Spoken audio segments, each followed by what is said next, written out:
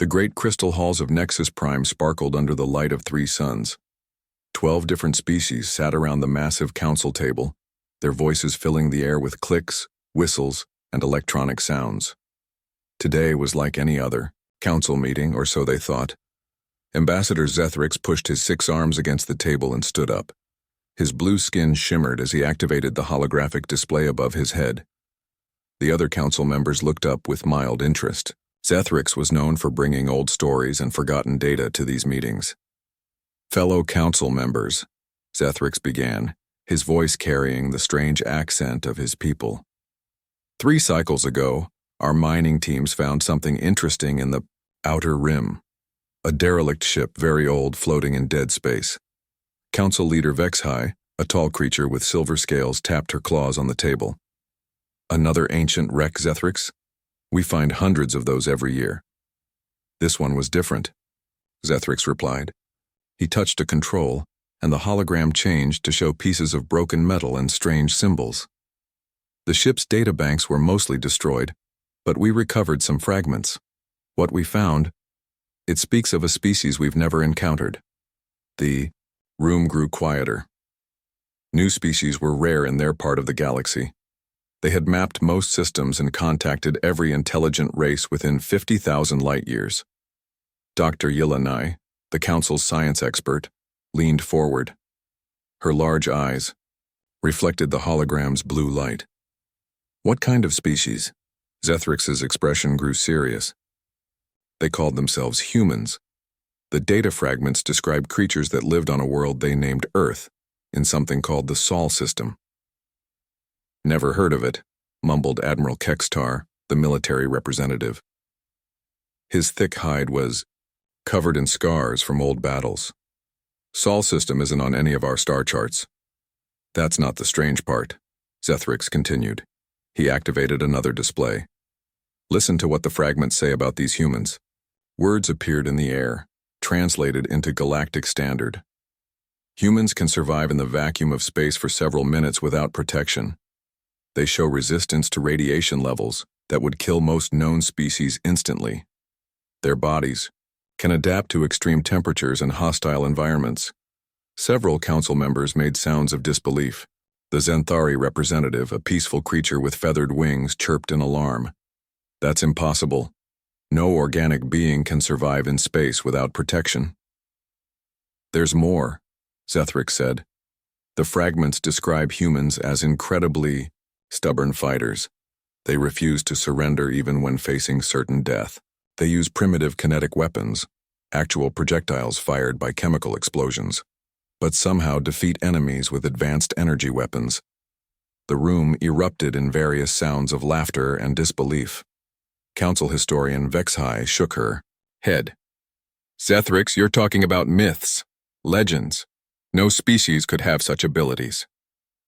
"The fragments also mention something called the human warrior spirit," Zethrix pressed on. "It says humans become more dangerous when injured or cornered, not less. They apparently have the ability to ignore fatal wounds and continue fighting." Admiral Kextar snorted. "Sounds like propaganda to me.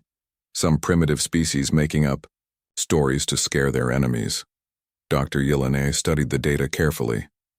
"The biological readings don't make sense. If these measurements are accurate, human blood pressure would burst their blood vessels. Their neural activity readings suggest brain processing speed that rivals our best computers." "Exactly my point," Vexhai said, standing up. "The data is obviously corrupted or completely fabricated. We've never encountered any species matching these descriptions in 50,000 years of galactic civilization." Zethrix looked disappointed but not surprised. "The fragments also mention specific battles where humans fought against something called the Kethvar Empire. They describe human ships made of simple metal defeating vessels with energy shields and plasma weapons." "Now I know it's fantasy," laughed the Rillian trade representative. "Metal ships against energy weapons? The humans would be destroyed in seconds." "Unless," Dr. Yelanai said quietly, "unless the data is real, and we simply don't understand how they did it." The room fell silent for a moment. Then Vexhai spoke with authority. "I've heard enough. These humans are clearly mythical creatures created by some primitive culture's imagination. The biological impossibilities alone prove they never existed. But what if? Zethrix began. No, Vexhai cut him off. We cannot waste the Council's time on fairy tales. I'm ordering this data filed under Historical Curiosities and Forgotten. We have real issues to discuss. The other Council members nodded in agreement. The Catharian War Minister was eager to discuss border disputes. The Zenthari wanted to talk about new trade routes. The strange story of impossible humans was quickly pushed aside and forgotten. As the meeting continued with normal business, Zethrix quietly gathered his data displays. He couldn't shake the feeling that something important was being overlooked. The fragments had seemed so detailed, so specific. But perhaps the others were right. Perhaps he was chasing shadows. Far away, at the edge of known space, Chief Engineer Roman was having a very different day. His mining station, Kappa 7, floated in the dark between two dead systems. It was lonely work, but the pay was good, and Roman enjoyed the peace. He was checking the daily sensor reports when something caught his attention. Strange readings at the very edge of their detection range. Gravitational anomalies moving in what looked like formation. That's odd, Roman muttered to himself. He was a practical creature, not given to wild theories. The readings showed several, large objects moving through space in perfect coordination. His assistant, a young Zenthari named Pip, floated over to look at the display. Space debris? She suggested. Maybe, Roman said, but he frowned. Debris doesn't usually move in such neat lines, and these readings suggest the objects are massive. They watched the sensors for several hours.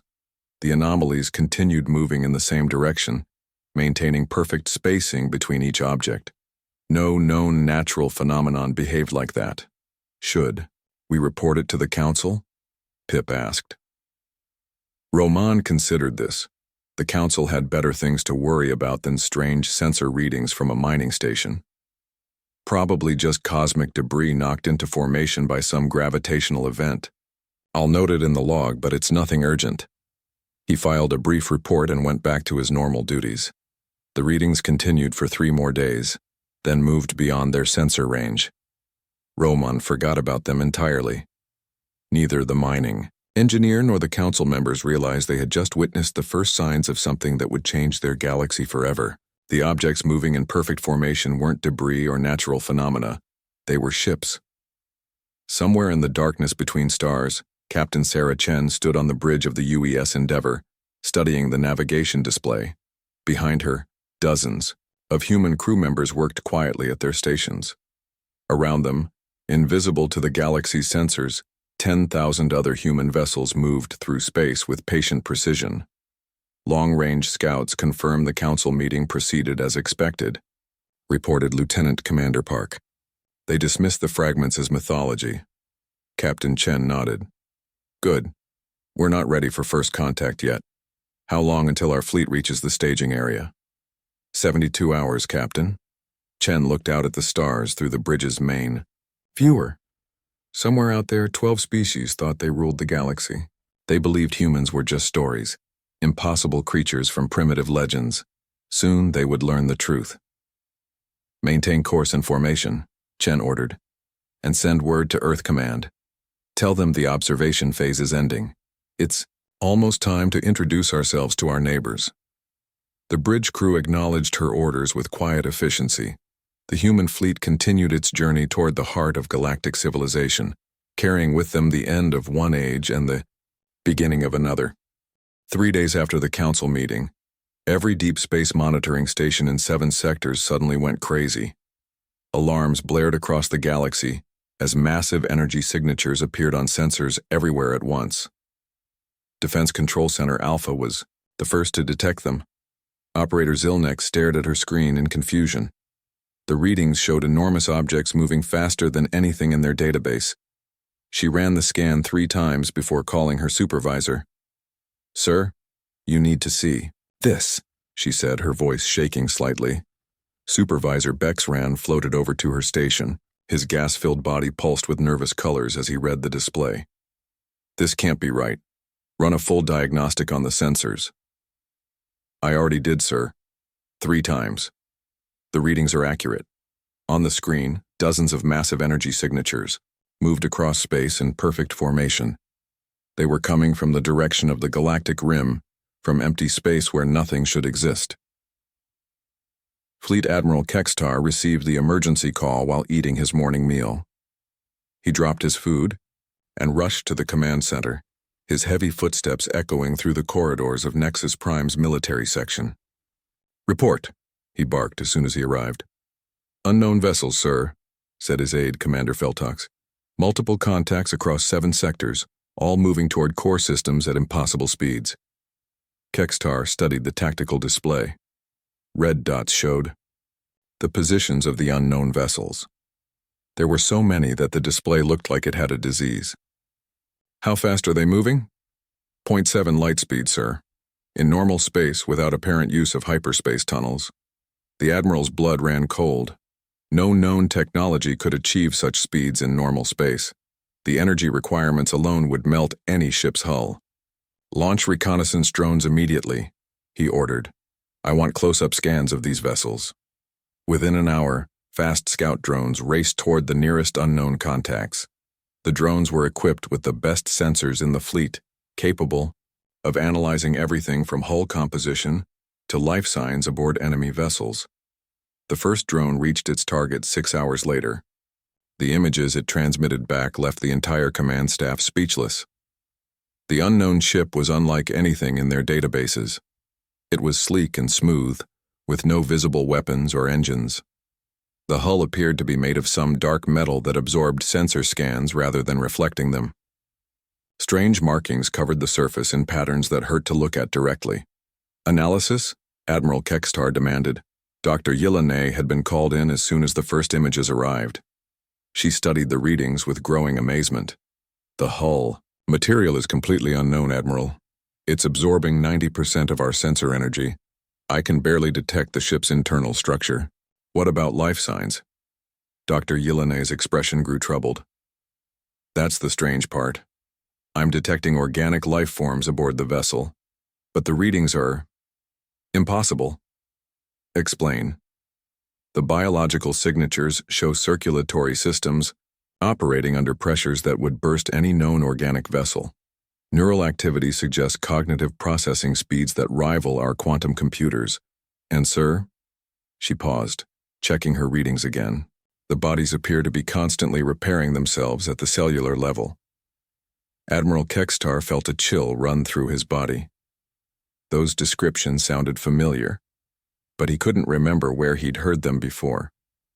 More drones reached other unknown vessels, and each report was the same. Sleek ships of impossible design carrying creatures with biology that defied known science. "Try to establish communication," the Admiral ordered. "Use standard galactic greeting protocols." The communications officer, a spider-like being with multiple arms, worked at her console for several minutes. "No response, sir. They're not acknowledging our transmissions." "Try mathematical constants, universal prime numbers, anything that shows intelligence." For hours, the fleet tried every known method of first contact. They broadcast mathematical sequences, scientific formulas, even artistic patterns. The unknown ships continued their steady approach without any response. Then, suddenly, every communication station in the fleet received the same message at once. The voice that came through the speakers was calm and confident. It spoke in perfect galactic standard, but with an accent that made Admiral Kextar's memory itch. "This is Captain Sarah Chen of the United Earth Ship Endeavor, commanding the Terran Expeditionary Fleet. We acknowledge your attempts at communication and appreciate your curiosity. However, we are not ready for formal contact at this time. Please maintain your current positions and avoid approaching our vessels. We will initiate contact when we are ready." The transmission ended, leaving the entire command center in stunned silence. Dr. Yelena was the first to speak. "Terran, Earth. Those names were in the fragments Ambassador Zethrix showed us." Admiral Kextar's memory suddenly snapped into focus.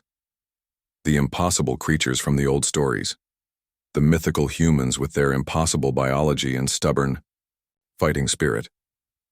"Get me Ambassador Zethrix immediately," While they waited for Zethryx to arrive, more reports came in from across the galaxy.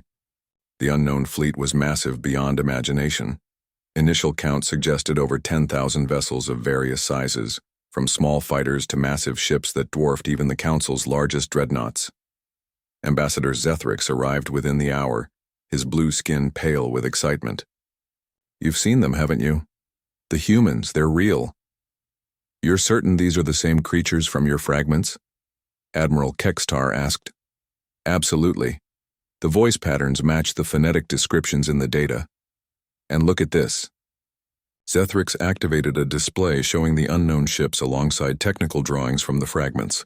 The hull designs are nearly identical to ships described in the ancient records. Dr. Yelena pulled up her biological scans. If these are the humans from the fragments, then everything the data described about their impossible biology is true. The implications hit everyone at once. If humans were real, and if they possessed the abilities described in the fragments, then the galaxy was dealing with something unprecedented. Admiral Kextar opened a channel to the Council emergency line. "This is Fleet Admiral Kextar requesting immediate emergency session. We have a first contact situation of the highest priority." Council Leader Vexhi's image appeared on the screen. "Admiral, this better be important. I was in the middle of—" "The humans are real," Kextar interrupted. "They're here in our space with a fleet of over 10,000 ships. Vexhi's silver scales actually changed color.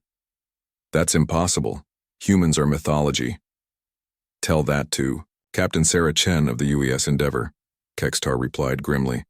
"She just made contact with us." Within hours, representatives from all 12 Council species were rushing toward Nexus Prime. Emergency sessions were called. Military forces were put on high alert, though nobody was quite sure what they were alerting for. The human fleet had made no aggressive moves. They simply took positions around key systems and waited. But their mere presence was enough to paralyze galactic commerce. Merchant ships refused to leave port. Military patrols stayed close to home bases.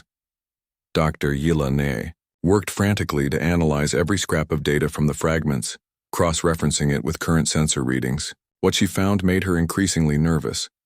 The fragments weren't just stories or legends, they were intelligence reports, detailed observations of human capabilities written by scouts who had encountered them before. But if that was true, then humans had been in contact with galactic civilization for much longer than anyone realized. Late that night, as she worked alone in her laboratory, Dr. Yelena made a discovery that changed everything. Hidden in the fragment's metadata was a timestamp. The reports weren't ancient at all. They were less than 5 years old. Humans hadn't just returned from extinction or emerged from some hidden corner of the galaxy. They had been here all along, watching and studying the Council species while remaining hidden in plain sight. The thought sent chills through her entire body. If humans had been observing them for years without being detected, what else were they capable of? As she stared at her screens, Dr. Yelena realized that first contact wasn't beginning. It was ending. The observation phase was over, and humanity was ready to reveal itself to the galaxy. The question was, what did they want? The true scale of the human fleet became clear as it entered Council space. What had appeared to be a modest force on long-range sensors revealed itself as an armada that stretched across multiple star systems. Captain Sarah Chen stood on the bridge of the UES Endeavor, watching the tactical display show their fleet's positions. Green dots marked human vessels spread across 12 strategic systems simultaneously. Each group had taken position near critical infrastructure, communication, relays, trade routes, military installations. "Perfect execution," she said to her first officer, Commander Park. "All groups report successful positioning." "The Council forces are maintaining safe distances, but they're clearly nervous," Park replied. "Should we expect aggressive action?" Chen shook her head. "They're too smart for that. They know they're outmatched even if they don't understand how badly." On Nexus Prime, the emergency council session had been running for 18 hours straight. Representatives from 12 species argued, panicked, and demanded answers that nobody had. "How did they get tactical information about our infrastructure?" demanded General Zixkar of the Catharian military. Our communication relays are classified locations. Ambassador Zethrix had spent the entire session cross-referencing the fragments with current events.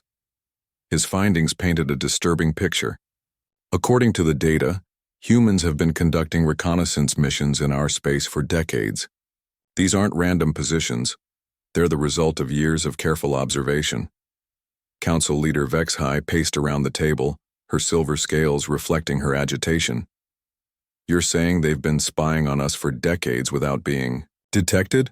Not spying, corrected Dr. Yelene. Studying. The fragments contain detailed biological and cultural profiles of every council species. They know our strengths, our weaknesses, our social structures, even our individual psychology. The implications sent fear through the assembly. The peaceful, Zenthari representative fluttered her feathers nervously. What do they want from us? Before anyone could answer, the communication system activated. Captain Chen's voice filled the chamber with calm authority. Honored members of the Galactic Council, this is Captain Sarah Chen of the United Earthship Endeavor. I am requesting permission to meet with your leadership for formal first contact proceedings. The chamber fell silent. Vexhai approached the communication console with visible reluctance. Captain Chen, this is Council Leader Vexhai. We grant your request. However, we must insist on standard diplomatic protocols. Chen's voice carried a hint of amusement. Of course, Council Leader. I'm already en route to Nexus Prime. My shuttle will arrive in 6 hours. The transmission ended, leaving the council members to stare at each other in shock. Already en route? Admiral Kekstar muttered. How did she know we would agree? Dr. Yeleni had a sinking feeling she knew the answer. Because they've been studying us long enough to predict our responses. 6 hours later, tracking stations detected a small craft approaching Nexus Prime. The shuttle was unlike anything in their databases, sleek, silent, and apparently without any visible propulsion system. How is it moving? Asked the station controller. I'm not detecting any engine emissions. Dr. Yeleni studied the readings from the observation deck. Unknown propulsion technology. The craft appears to be manipulating space-time itself rather than using conventional thrust. The shuttle approached the diplomatic landing platform with impossible grace. It moved through space like a living creature, responding to gravitational fields and stellar winds as if it were swimming rather than flying. Security teams surrounded the landing area, though everyone knew their weapons would be useless against beings who had mastered such advanced technology. The shuttle touched down without making a sound. Council members gathered at a safe distance, watching the craft with mixture of fear and fascination. For several minutes nothing happened. Then a section of the hull simply faded away, revealing an opening where none had existed before. Captain Sarah Chen stepped out of the shuttle and onto Nexus Prime. The first thing that struck everyone was her complete lack of environmental protection. Nexus Prime's atmosphere was carefully maintained for Council species, but it wasn't suitable for most oxygen-breathing life forms. Yet Chen walked forward breathing normally, as if the alien air was perfectly natural to her. She was tall and moved with fluid confidence. Her skin was a warm brown color, and her hair was dark and pulled back in a practical style. But it was her eyes that commanded attention. Forward-facing predator's eyes that seemed to see everything at once. Dr. Yeleni found herself studying Chen's biology with fascination and horror. The human's posture was perfectly upright, suggesting a spine structure that could bear enormous stress. Her muscles moved with efficiency that spoke of incredible physical power held in careful control. Greetings, Chen said, her voice carrying easily across the platform. I am Captain Sarah Chen, representing the United Terran Federation. I come in peace and friendship. Council Leader Vexhai stepped forward, trying to project authority despite her obvious nervousness. Welcome to Nexus Prime, Captain Chen. We are honored by your presence. Chen smiled, and several council members stepped back involuntarily. Her teeth were clearly designed for tearing meat, marking her as an evolved predator. Yet her expression was genuinely warm and friendly. Thank you for agreeing to meet with us, Council Leader. I know our arrival has been somewhat dramatic. As they walked toward the council chambers, Dr. Yilane discreetly scanned Chen with medical sensors. The readings made her gasp audibly. Chen's heart was pumping blood at pressures that would kill most species instantly. Her brain showed neural activity that exceeded their most advanced AI systems. Her entire body was constantly repairing and optimizing itself at the cellular level. But most disturbing of all, Chen was holding back. Her muscle tension, her breathing patterns, even her casual movements suggested she was consciously restraining enormous physical power. In the council chamber, Chen took her place at the table with easy confidence. She looked around at the assembled representatives with genuine interest, as if she were meeting old friends rather than potential enemies. Before we begin formal proceedings, Chen said, I should address the obvious question. Yes, we are the humans described in the fragments. You recovered. No, we are not legends or mythology. We are very real, and we have been observing your civilization for quite some time. Ambassador Zethrix leaned forward eagerly. How long have you been watching us? Our first scouts reached the edge of council space approximately 50,000 years ago. Chen replied casually. We've been conducting systematic observation for the past 30,000 years. The chamber erupted in shocked voices. 50,000 years was longer than recorded galactic history. Chen waited for the noise to die down. We chose not to make contact earlier because we wanted to understand your cultures and societies before revealing ourselves. Premature contact between species often leads to misunderstanding and conflict. You've been studying us like laboratory animals, accused General Zixkar. We've been learning about you as potential friends and allies, Chen corrected gently. The difference is important. Dr. Yilane found her voice. The fragments describe impossible biological capabilities. Are the reports accurate? Chen nodded. Accurate but incomplete. Humans evolved on Earth, which you would classify as a class. 12 Death World. Our planet forced us to develop certain adaptations, such as radiation resistance, pressure tolerance, temperature adaptation, accelerated healing, enhanced cognitive processing. Chen listed them as if they were everyday traits. We also possess what you might call stubbornness. Humans have difficulty accepting defeat or surrender. Admiral Kextar spoke up. The fragments mention humans defeating energy weapons with kinetic projectiles. How is that possible? Chen's smile became slightly predatory. Tactics, Admiral. Your species rely heavily on energy shields and directed energy weapons, but kinetic projectiles, simple metal bullets, pass through energy barriers as if they don't exist. Sometimes the oldest solutions are the most effective. The council members exchanged glances. If humans could easily defeat their primary defensive technologies, their military advantage was even greater than suspected. What do you want from us? Vexhai asked directly. Chen's expression became serious. Partnership, Council Leader. The galaxy is vast and there's room for all of us to grow and explore together. We don't want to conquer or rule. We want to learn, to discover, to push the boundaries of what's possible. And if we refuse? Chen shrugged. Then we'll continue, as we have for the past 50,000 years. We'll explore beyond council space, establish our own colonies, and leave you to your current territories. But I think cooperation would benefit everyone. Dr. Yilane studied the human captain with growing amazement. Chen was offering partnership while sitting in the middle of council space with a fleet of 10,000 ships. The humans could simply take whatever they wanted, but they were choosing diplomacy instead. You mentioned that your scouts reached our space 50,000 years ago, Dr. Yilane said. What took you so long to make contact? Chen's expression grew thoughtful. We had to grow up first, Doctor. 50,000 years ago, humans were still learning to be civilized. We needed time to develop wisdom to match our capabilities. As the session continued, one thing became increasingly clear to everyone present. The age of the Galactic Council's dominance was ending. Humanity had arrived, and nothing would ever be the same again. The formal first contact ceremony took place in the Great Assembly Hall of Nexus Prime. Representatives from every council species filled the massive chamber, while billions more watched through holographic broadcasts across the galaxy. Captain, Chen entered the hall wearing what appeared to be a simple blue uniform with minimal decoration. She walked with relaxed confidence, seemingly unaware of the hundreds of eyes tracking her every movement.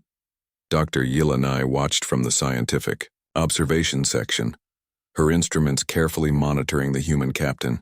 Chen's biological readings remained impossibly stable, despite the enormous pressure of the situation. Her heart rate was actually slower than normal, as if formal first contact with an entire galactic civilization was just another routine duty. Council. Leader Vexhai stood at the ceremonial podium, following protocols developed over thousands of years for greeting new species. But those protocols had never been designed for a species like humanity. Captain Chen, Vexhai began formally, on behalf of the Galactic Council and all member species, we welcome you to our community of civilized worlds. Chen stepped forward to the response podium. Thank you, Council Leader. On behalf of the United Terran Federation and all human worlds, we accept your welcome and offer our friendship in return. The ceremony should have continued with traditional exchanges of gifts and cultural artifacts. Instead, Chen did something unexpected. She gestured toward the viewing gallery where council citizens watched the proceedings. Before we continue with formal protocols, Chen said, I'd like to address some concerns that I'm sure many of you have about humanity. Murmurs spread through the assembly. This wasn't part of the planned ceremony. You've learned that humans possess certain biological advantages. You're probably wondering what this means for your security and independence. Chen's voice carried easily through the vast chamber. Let me be completely clear about humanity's intentions. She activated a holographic display that showed star charts of the galaxy. Human territories appeared as green zones while council space showed in blue. This is human space as it exists today, Chen announced. Gasps echoed through the chamber. The green zones covered nearly 40% of the galaxy, including vast regions that the council had never explored. We have been expanding and colonizing for 50,000 years, Chen continued. We currently inhabit over 12,000 star systems and have established colonies on more than 50,000 worlds. Admiral Kekstar stood up abruptly. Impossible. Our deep space surveys would have detected such massive colonization. Chen smiled. Admiral, your deep space surveys cover less than 15% of the galaxy. The universe is much larger than council space. Dr. Yilanai felt her blood run cold. If Chen was telling the truth, then humanity was already the dominant species in the galaxy, by sheer numbers and territory. How many humans are there? Asked Ambassador Zethrix. Current population estimates place us at approximately 5 trillion individuals across all worlds, Chen replied casually. The number hit the assembly like a physical blow. The total population of all council species combined was barely 200 billion. Council leader Vexhai struggled to maintain her composure. Captain Chen, these revelations are concerning. If humanity is already so vast and powerful, why reveal yourselves now? Chen's expression became serious. Because we've reached the limits of expansion in our current direction. To continue growing, we need to move toward the galactic core, which means passing through or around council space. You're saying you need our territory, General Zixkar accused. I'm saying we need cooperation, Chen corrected. The galaxy is vast enough for all of us, but we need to coordinate our expansion to avoid conflicts. Dr. Yilanai raised her hand for permission to speak. When granted, she stood nervously. Captain Chen, your biological capabilities seem to exceed our understanding of what's possible for organic life. Are you augmented in some way? Chen shook her head. No augmentation, Doctor. What you're seeing is the result of natural evolution on Earth. But the radiation resistance, the pressure tolerance, the healing factors. Earth is what you would classify as a Class 12 death world, Chen explained. Our atmosphere contains oxygen at concentrations that would be toxic to most species. Our gravity is 3 times galactic standard. Our star produces radiation that would sterilize most inhabited worlds. The assembly listened in horrified fascination as Chen described her home world. Earth experiences regular ice ages, volcanic eruptions, meteor impacts, and magnetic pole reversals. Our oceans are filled with creatures that could destroy most Starships. Our weather systems generate storms with more energy than your entire fleet. How did your species survive such conditions? Whispered the Zinthari representative. We adapted, Chen said simply. Every human alive today is descended from survivors of the most hostile environment in known space. We didn't just survive Earth, we thrived on it. Ambassador Zethrix leaned forward. The fragments mentioned something called the human warrior spirit. Can you explain that? Chen paused, considering her words carefully. Humans have a psychological trait that becomes pronounced under stress. When faced with impossible odds or mortal danger, we don't typically panic or surrender. Instead, we become more focused, more determined, and more dangerous. More dangerous how? Admiral Kekstar demanded. When a human is cornered, injured, or protecting something important, they can access reserves of strength and endurance that exceed normal biological limits. We call it adrenaline response, but it's more complex than simple biochemistry. Dr. Yillanai was furiously taking notes. Are you saying humans become stronger when injured? Pain and injury trigger survival responses that can temporarily override normal physical limitations, Chen confirmed. A wounded human is often more dangerous than a healthy one. The implications sent shivers through the assembly. Most species became weaker and less effective when injured. The idea of creatures that became more dangerous when hurt was terrifying. The fragments also describe humans refusing to surrender even when facing certain death, noted Vex High. Chen nodded grimly. Surrender isn't a concept that comes naturally to humans. We have a saying, live free or die. Most humans would rather face death fighting than accept defeat or enslavement. General Zixkar stood up angrily. You're describing a species of psychotic warriors. No, Chen replied calmly. I'm describing a species that evolved to survive on a world that actively tried to kill us every day. Our psychology reflects our environment. She gestured to the star chart again. But notice that in 50,000 years of expansion, humanity has never conquered another intelligent species. We avoid contact with other civilizations specifically to prevent conflicts. Until now, Vexhai pointed out. Until now, Chen agreed. Because we've reached the point where further expansion requires cooperation with our neighbors. Dr. Yillanai spoke up again. Captain Chen, you mentioned that Earth produces radiation that would sterilize most worlds. How do you protect your colonies from radiation exposure? Chen's smile became slightly predatory. We don't protect ourselves from radiation, Doctor. We use it. Use it? Human colonies often choose worlds with high radiation levels because they're easier for us to inhabit than low radiation worlds. What you consider deadly, we consider energizing. The revelation left the assembly in stunned silence. Humans didn't just tolerate deadly radiation, they preferred it. This is madness, General Zixkar muttered.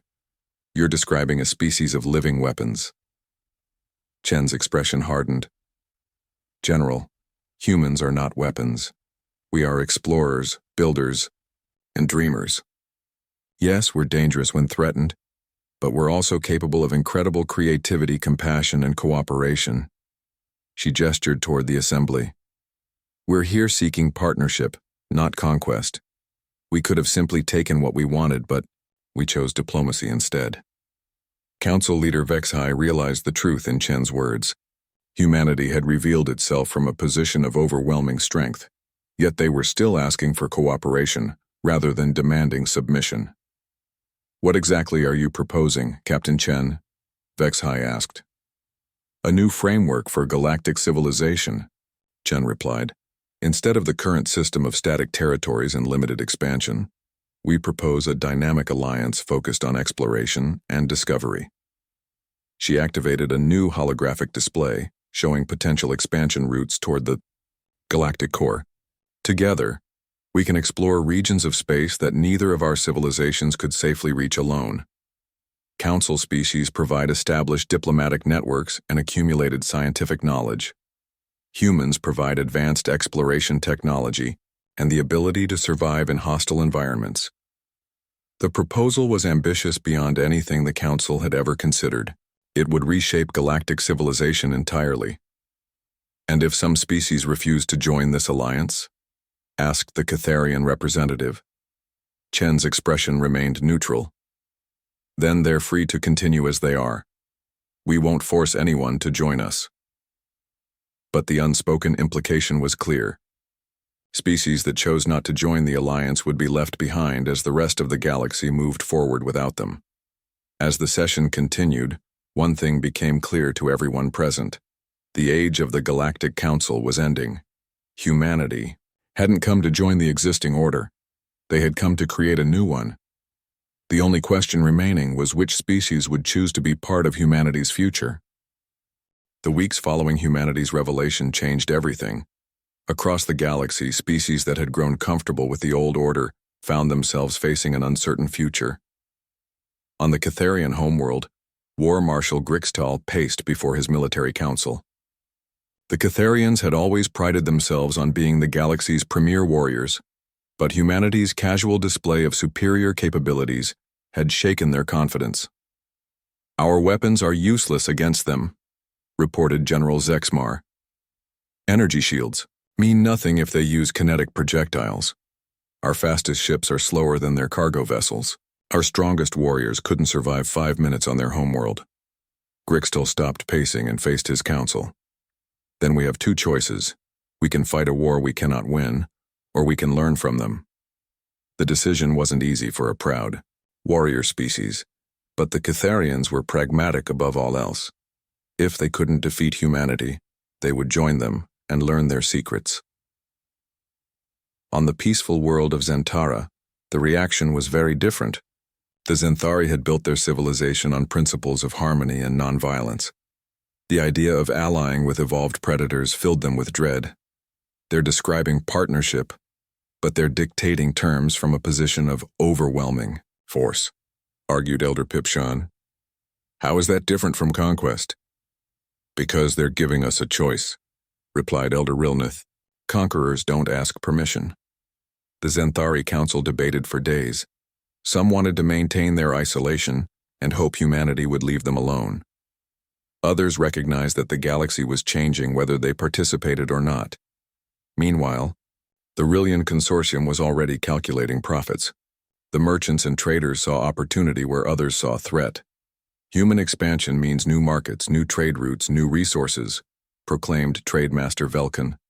"If we position ourselves as intermediaries between human and council space, we could dominate galactic commerce for the next 1,000 years." The Rillians began preparing trade missions to human space before the formal alliance was even announced. Dr. Yelena spent her time analyzing every scrap of data about human biology and technology. What she discovered both amazed and terrified. Her human medical technology was based on enhancing their already incredible natural healing abilities. Their ships were built to withstand conditions that would destroy council vessels instantly. Their computers used processing systems that mimicked the human brain's ability to handle impossible complexity.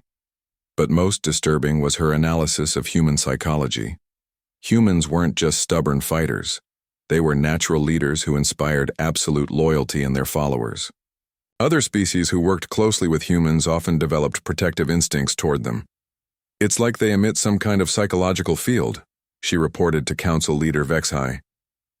"Species that spend time around humans become willing to risk their lives for human safety."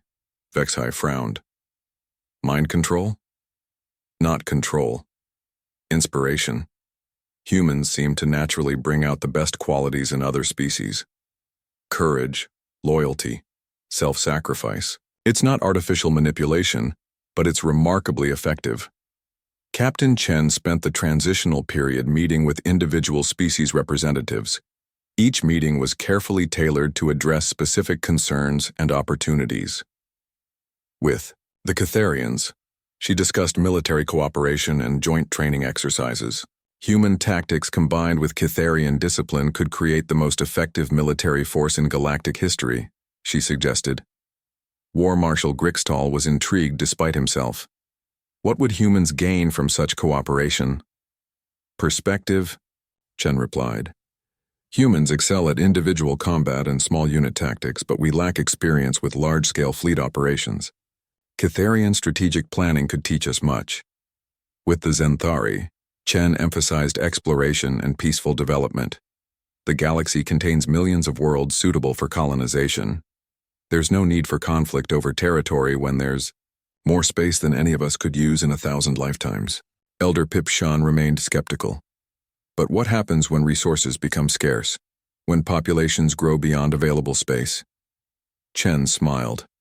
Elder, humans have been asking those questions for 50,000 years. The answer is always the same. Explore further, discover more, adapt to new challenges.